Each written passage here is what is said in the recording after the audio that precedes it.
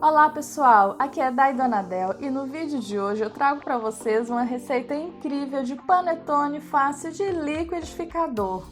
Fica úmido, macio e nem precisa sovar, então fica aqui comigo e confere essa receita. No liquidificador vamos adicionar 3 ovos inteiros, 2 gemas, 1 colher de chá de sal, 120 gramas de manteiga ou margarina derretida, que vai dar aí umas 4 colheres de sopa, 250 ml de água morna ao toque, 100 gramas de açúcar ou meia xícara, 1 colher de sopa de essência de panetone, 10 gramas de fermento biológico seco, raspas de uma laranja. Agora bate tudo por 1 minutinho. Pessoal, as raspas de laranja vai trazer aroma, cor e sabor para o nosso panetone e vai contribuir junto com as gemas para a nossa massa ficar nessa cor amarelinha super linda. E se estiver gostando da receita, já deixa seu like e se inscreve aqui no canal. Feito isso, vamos transferir a mistura do liquidificador para uma tigela e acrescentar a metade da farinha. Vamos precisar de 500 gramas. E ir mexendo até homogeneizar bem. E já pode trazer o restante da farinha.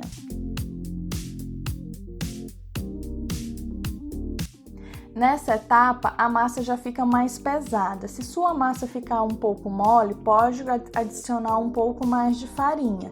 E o ponto é esse, fica uma massa mais difícil de mexer e bem pegajosa mesmo. Pessoal, aqui eu tenho aproximadamente 100 gramas de passas e 200 gramas de frutas cristalizadas. Vamos adicionar e mexer só o suficiente para envolver o recheio em toda a massa. Aqui eu tenho 2 forminhas para panetone de 500 gramas. Vamos dividir nossa massa nas forminhas e aqui eu fui adicionando 1 colher de massa em cada forminha para ficar mais ou menos igual a divisão. Feito isso, é só dar aquela arrumadinha com uma colher, cobrir com um pano e deixar crescer. Aqui demorou 1h30. Passado esse tempo, olha só como ficou, cresceu bastante. Gente, é muito importante você ficar de olho para deixar um espaço na forminha, porque o panetone continua crescendo no forno.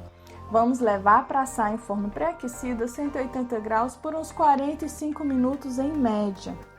Os nossos panetones estão assados, ficaram lindos, douradinhos e eu vou pincelar um pouco de manteiga para dar mais um brilho, mas é opcional. E quando esfriar um pouco, eu vou cortar para mostrar para vocês como essas lindezas ficaram por dentro.